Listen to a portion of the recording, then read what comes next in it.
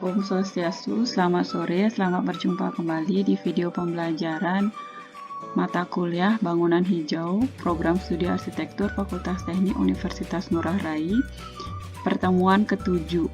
Jadi, minggu ini kita akan membahas mengenai arsitektur vernakular. Pada dasarnya, alasan kenapa topiknya dipilih adalah arsitektur vernakular, sebab jarang sekali bangunan yang saat ini berdiri menerapkan prinsip-prinsip green arsitektur seperti pada arsitektur vernakular. Karena pendekatan dengan arsitektur vernakular dan green arsitektur itu sudah sejalan. Tetapi mendesain bangunan dengan pendekatan green arsitektur bukan berarti kamu harus 100% menerapkan arsitektur vernakular. Jadi istilah arsitektur vernakular itu juga harus disepakati bahwa arsitektur vernakular itu bukan arsitektur tradisional semata, tapi ada perbedaan sedikit pada pengertiannya. Ada green arsitektur, pemilihan material dan sumbernya yang merupakan bagian dari arsitektur vernakular yang perlu diakomodasi di masa mendatang. Jadi cara arsitektur vernakular memilih sumber daya material dan di mana asalnya itu menjadi poin penting dalam penerapan green arsitektur. Arsitektur vernakular sendiri itu adalah gaya arsitektur yang dirancang berdasarkan 3 hal. Yang pertama adalah kebutuhan lokal, ketersediaan bahan bangunan, dan mencerminkan tradisi lokal. Arsitektur vernakular adalah arsitektur dengan teori yang mempelajari struktur yang dibuat oleh masyarakat lokal tanpa intervensi dari arsitektur profesional. Kadang-kadang arsitektur vernakular itu disebut sebagai barefoot arsitektur. Arsitektur vernakular itu bergantung pada kemampuan desain dan tradisi pembangunan lokal. Sebelum akhir abad ke-19, banyak arsitek profesional yang ingin masuk, tetapi sulit untuk menerapkan pendekatan arsitektur vernakular ini. Baru setelah akhir abad ke-19, banyak yang berusaha membuat karya dalam versi gaya arsitektur vernakular, walaupun tidak banyak yang berhasil. Jadi, arsitektur vernakular ini adalah arsitektur yang bebas dari turut campur tangan dari arsitek profesional sebenarnya. Hanya orang-orang tertentu saja yang punya keahlian di bidang arsitektur vernakular, dan biasanya itu adalah orang-orang setempat. Ini adalah ilustrasi gambar mengenai arsitektur vernakular yang jelas. Arsitektur jenis ini, pendekatan seperti ini, tema seperti ini jarang diperkenalkan pada bangku perkuliahan yang menghasilkan arsitek-arsitek.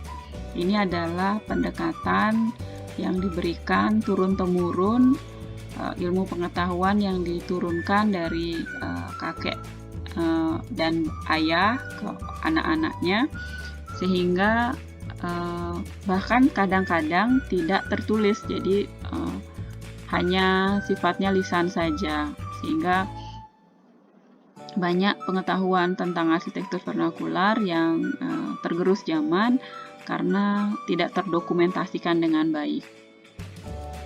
Ya, ini jadi sebuah arsitektur di Afrika yang dindingnya dibuat dari tanah yang didapat dari sekitar, begitu juga dengan atapnya. Tidak ada yang diimpor bangunannya, semuanya bahan bangunannya didapat dari sekitar site. Arsitektur vernakular itu adalah arsitektur yang terbentuk dari proses yang berlangsung secara lama, berulang-ulang sesuai dengan perilaku, kebiasaan, dan kebudayaan di tempat asal. Menurut pakar arsitektur vernakular, Romo Mangunwijaya, arsitektur vernakular itu adalah pengejawantahan jujur dari tata cara kehidupan masyarakat dan cerminan sejarah. Dari arsitektur vernakular inilah pendekatan paling khas dari kesejarahan dan tata cara kehidupan masyarakat.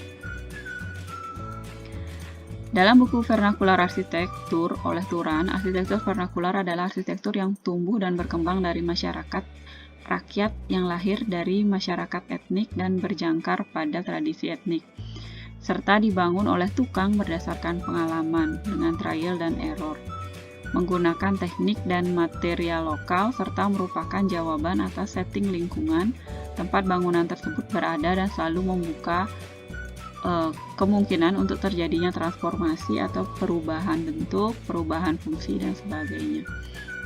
Arsitektur vernakular itu arsitektur yang terus berkembang, trial dan error, jadi dia tidak sama tahun ke tahun. Ini adalah hasil karya dari Romo Mangunwijaya di Kalicode di Yogyakarta. Hasil karya inilah yang mengantarkan beliau meraih Aga Khan Award, dan diceritakan bahwa Kalicode ini, bantaran Kalicode ini dulunya digunakan oleh masyarakat setempat tuh sebagai tempat tinggal PSK, jadi prostitusi. Kemudian tingkat kriminalitasnya tinggi dan sebagainya, kumuh. Romo Mangunwijaya datang, masuk, dan selain menyebarkan keyakinannya, beliau juga membantu memperkenalkan mengenai pengaturan untuk rumah lingkungan. Jadi lingkungannya dibuat rapi dengan tidak memaksakan kehendak. Masyarakat diberikan kesempatan untuk mengekspresikan dirinya pada bangunannya sendiri, gitu ya. Tidak ada penggusuran, tidak ada tidak memaksakan kehendaknya lah untuk membuat lingkungannya menjadi lebih baik. Kemudian warna-warni ini ya, dengan lingkungan yang lebih baik, masyarakat yang tinggal di sana percaya atau tidak percaya, kepercayaan dirinya menjadi lebih baik, sehingga mereka meninggalkan kebiasaannya yang dulu, yang suka berjudi, mencuri, dan menjadi mucikari mungkin.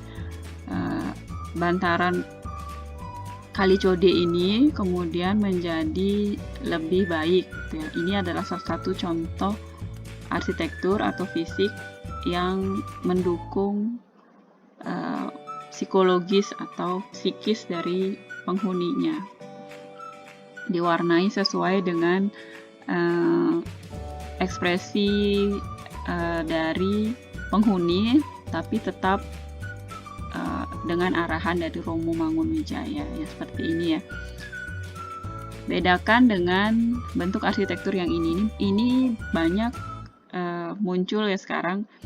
Sebelum corona tuh banyak kampung-kampung warna-warni, jadi romantisme arsitektur yang kira-kira tujuannya adalah menciptakan daya tarik wisata baru sehingga meningkatkan pendapatan kampung tersebut. Jadi kampungnya diwarna-warnain sesuai dengan keinginan pemiliknya. Jadi warnanya solid, tidak dengan ornamen dan lain sebagainya yang warnanya merah-merah aja, orange, biru dan sebagainya.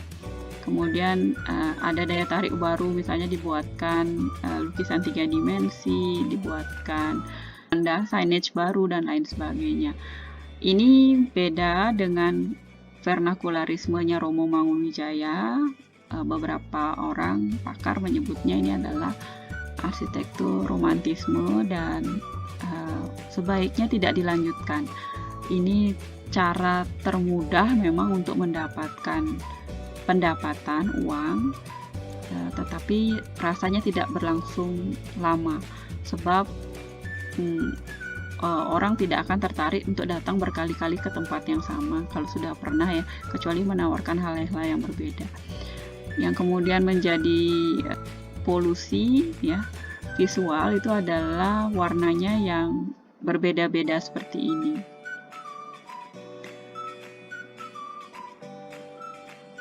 Vernakular itu berasal dari kata vernaculus yang berarti domestik, asli pribumi. Sedangkan verna itu artinya adalah budak pribumi atau budak rumah lahir. Jadi dalam ilmu linguistik, vernakular itu mengacu pada penggunaan bahasa tertentu pada tempat, waktu, dan kelompok. Linguistiknya vernakular berarti penggunaan bahasa-bahasa yang hanya dimengerti oleh kelompok tertentu pada waktu tertentu dengan tempat yang tertentu pula.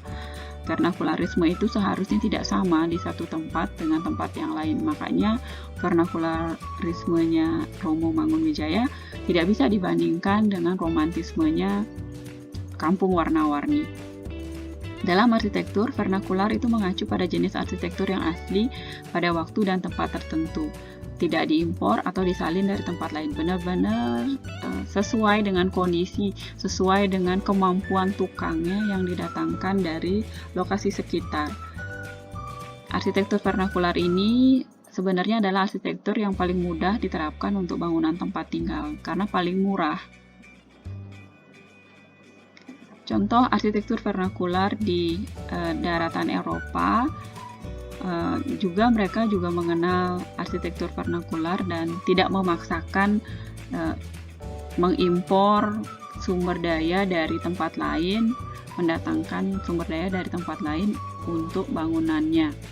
Apa yang ada itu yang dipakai, teknologinya, bahannya, kemampuan tukangnya, pembuatnya.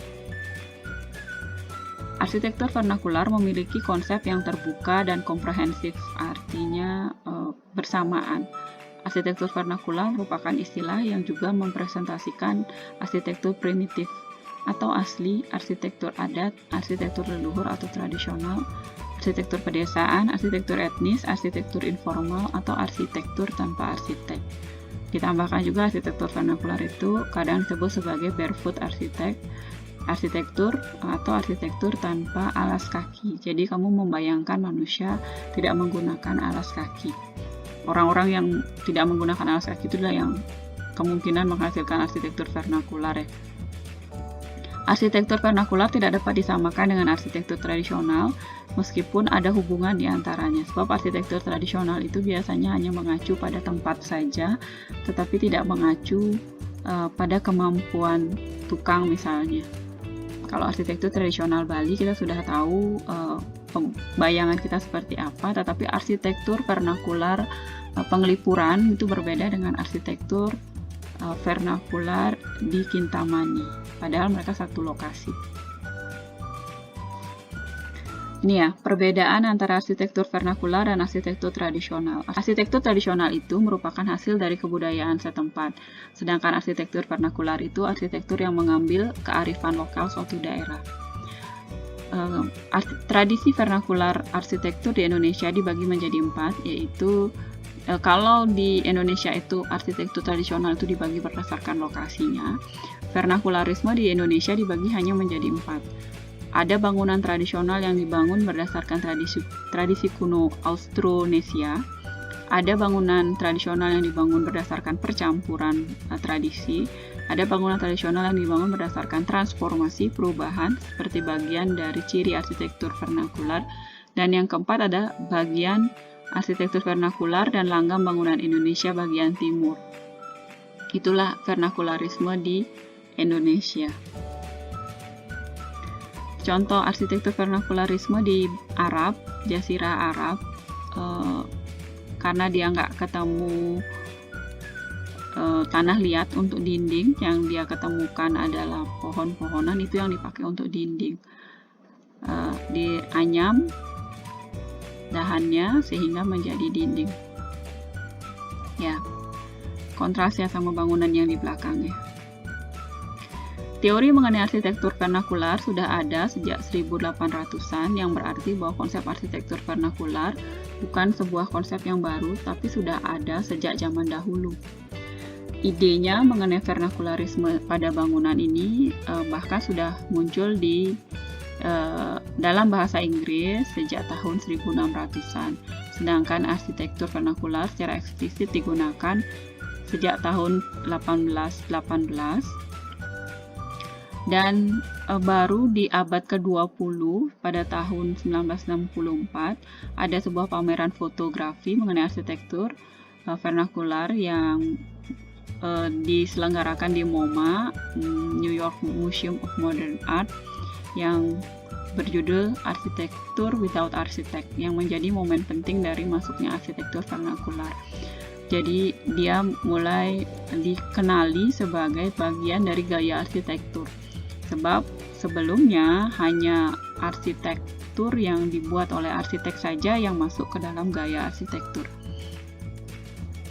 Tujuan diselenggarakan pameran ini untuk mengangkat arsitektur vernakular ke dalam kategori Puke Art atau High Architecture, yang bikin itu Bernard Rudolfsky.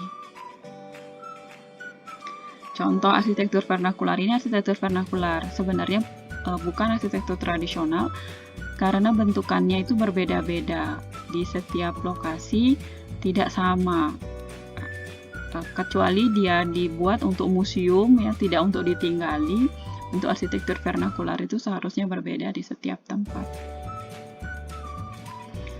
Arsitektur yang didesain oleh arsitektur profesional biasanya tidak dapat dianggap sebagai bagian dari vernakular biasanya, tetapi ada juga yang mencoba untuk menjadikan karya arsitekturnya menjadi vernakular. Frank Lloyd Wright pernah menggambarkan arsitektur vernakular sebagai bangunan masyarakat yang muncul untuk menanggapi kebutuhan-kebutuhan yang ada sesuai dengan lingkungan dan dibangun oleh orang-orang yang mengetahui dengan jelas kebutuhan yang dia inginkan. Biasanya yang nukang di rumah itulah yang akan tinggal di sana. Arsitektur vernakular itu seperti itu. Arsitektur vernakular dipengaruhi oleh berbagai aspek berbeda, mulai dari perilaku dan kondisi lingkungan yang membuat bentuk bangunan menjadi berbeda-beda tergantung dengan fungsinya. Misalnya di Eskimo, kamu tahu igloo, dan bentukan itu tidak bisa digunakan di Mesir atau di Afrika. Salah satu pengaruh paling besar pada arsitektur vernakular itu adalah iklim, di mana lokasi bangunan tersebut dibuat. Bangunan dengan iklim dingin biasanya tertutup dengan jendela yang kecil atau sama sekali tidak ada jendela. Bayangin igloo ya. Sebaliknya, bangunan di iklim hangat cenderung dibangun dengan material yang ringan dengan ukuran ventilasi yang besar-besar. Bangunan juga memiliki bentuk berbeda tergantung pada tingkat curah hujan di wilayah tersebut. Contohnya, rumah panggung yang dibangun pada daerah dengan intensitas hujan yang sangat tinggi sehingga sering banjir. Demikian pula untuk daerah dengan angin yang kencang, pasti bangunannya dibuat khusus untuk melindungi manusia dari angin dan melawan arah datangnya angin. Ini adalah juga ilustrasi mengenai arsitektur vernakularisme di Maroko.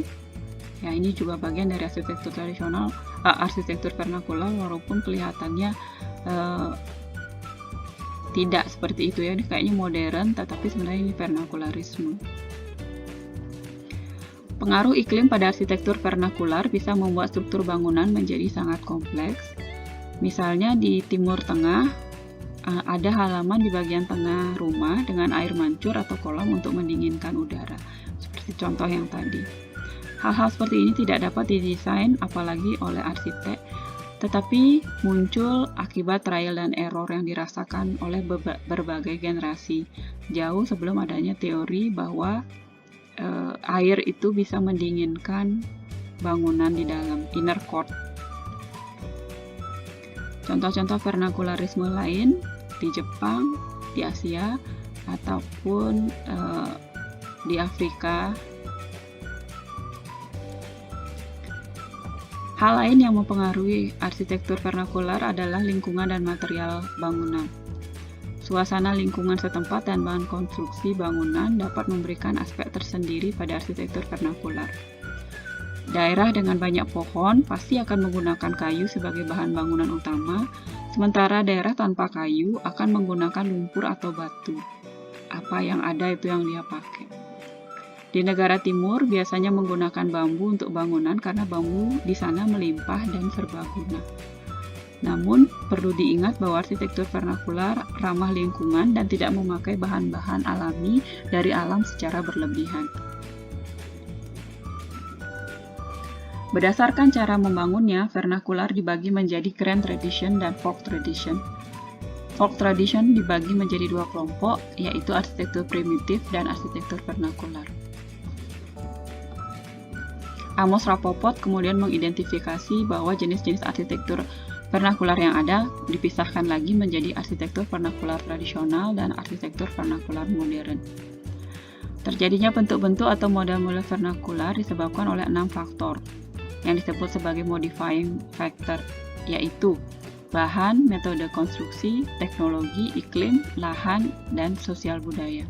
Inilah yang menyebabkan munculnya bentuk-bentuk arsitektur vernakular yang berbeda-beda di satu tempat dengan tempat yang lain. Secara umum, ciri-ciri arsitektur vernakular dibagi menjadi 1. Lokal dan kontekstual, 2. Menggunakan material yang tersedia di lokasi, 3. Menggunakan tukang lokal, 4. Program yang menyesuaikan dengan kondisi lokasi, dan 5. Bentuk atau keluaran yang tetap mencerminkan kebudayaan setempat. Ini berikutnya adalah arsitektur vernakular di Jepang. Saya mengambil contoh townhouse atau machiya, itu adalah rumahnya Giant di Doraemon, itu vernakular. Jadi ini adalah machiya atau rumah rakyat di tengah kota dengan konsep sebagai tempat tinggal dan tempat usaha atau ruko, townhouse. Fisik bangunannya mewadahi aktivitas usaha sekaligus sebagai aktivitas hidup sehari-hari, domestic activity. Machiya berbeda dengan Noka. Noka itu rumah pertanian. Kedua-duanya itu adalah rumah dengan kategori arsitektur vernakular di Jepang. Disebut sebagai minka atau rumah rakyat. Machiya umumnya ada di Kyoto, kadang-kadang disebut Kyomachiya, yang mendefinisikan suasana pusat kota Kyoto selama berabad-abad dan merupakan bentuk yang menentukan standar machiya di seluruh negeri. Machiya memiliki bentuk denah yang memanjang ke belakang, dinding dan atap tersusun menjadi satu kesatuan. Bagian depan bangunan digunakan sebagai toko, dan bagian belakang terdapat kamar berlantai kayu dan bertikar tatami. Kemudian juga terdapat dapur dan gudang. Desain machiya ini memperhatikan iklim di Kyoto yang sangat dingin di musim dingin dan sangat panas dan lembab di musim panas. Beberapa lapisan pintu geser, fusuma dan shoji digunakan untuk mengatur suhu, menutup layar di musim dingin sehingga mampu digunakan sebagai perlindungan dari dingin, dan membuka layar tersebut pada musim panas untuk menahan panas dan kelembaban. Ini desain machiya ya, salah satu arsitektur vernakular di Jepang. Jadi townhouse bagian depannya dibuat toko dan bagian belakangnya adalah rumah tinggal tempat sehari-hari. Bentuk ini kemudian ditransformasikan sesuai dengan kebutuhan dari penghuninya, tidak sama, tapi konsep dasarnya seperti ini. Oke. Demikian presentasi saya minggu ini mengenai arsitektur vernakular. Untuk tugas, silahkan dilanjutkan terlebih dahulu. Minggu depan saya akan meminta Anda mengumpulkan tugasnya dengan lengkap untuk tugas 1 sebagai bagian dari evaluasi mata kuliah ini. Jika ada pertanyaan, silahkan disampaikan pada grup WhatsApp. Saya tunggu. Jika tidak ada, sampai ketemu lagi minggu depan. Om Santi Santi Santi.